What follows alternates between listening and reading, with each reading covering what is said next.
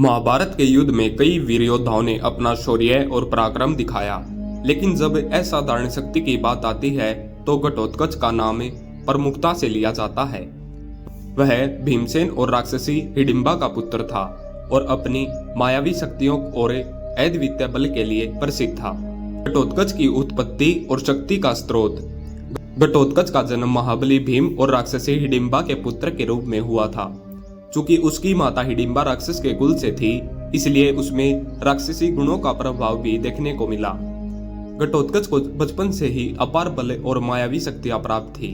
उसकी शक्ति का एक मुख्य कारण उसका राक्षसी वंश और भीम का वीरत्व था।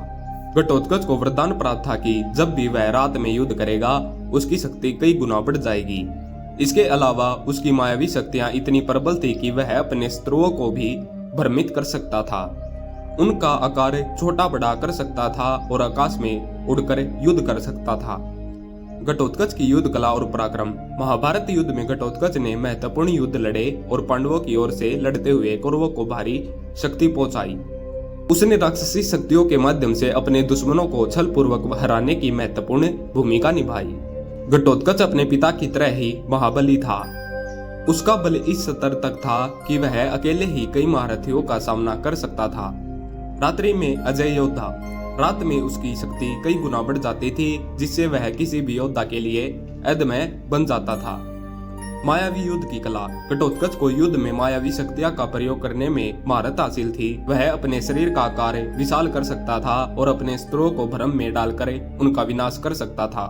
महाभारत के युद्ध में घटोत्कच ने कई निर्णायक लड़ाइयां लड़ी। उसने कौरव पक्ष के अनेक योद्धाओं को परास्त किया और अपना मायावी शक्तियों से दुश्मनों में भय उत्पन्न किया।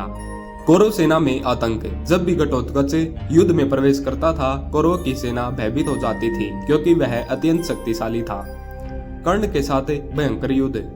घटोत्कच की सबसे बड़ी परीक्षा तब हुई जब उसका सामना महादानी कर्ण से हुआ।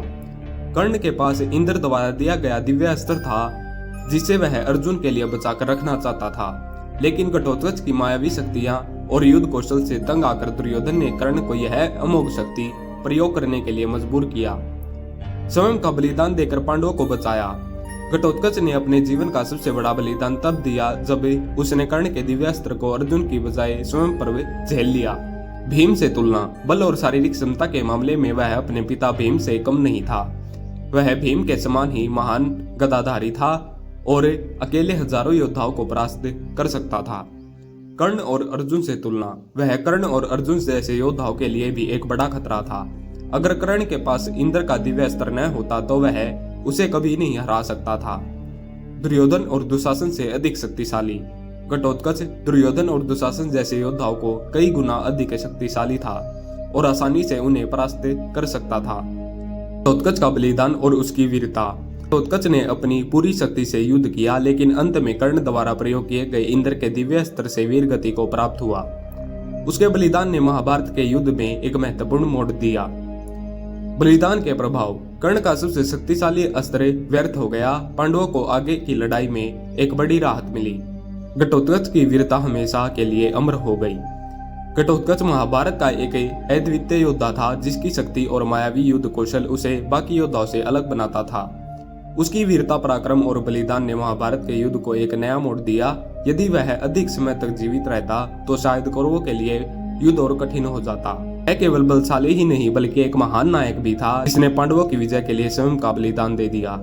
इस प्रकार घटोत्कच की शक्ति को केवल शारीरिक बल तक नहीं सीमित रखा जा सकता, बल्कि उसकी युद्ध कला, रणनीति और आत्म बलिदान ने उसे महाभारत के सबसे महान योद्धाओं में से एक बना दिया।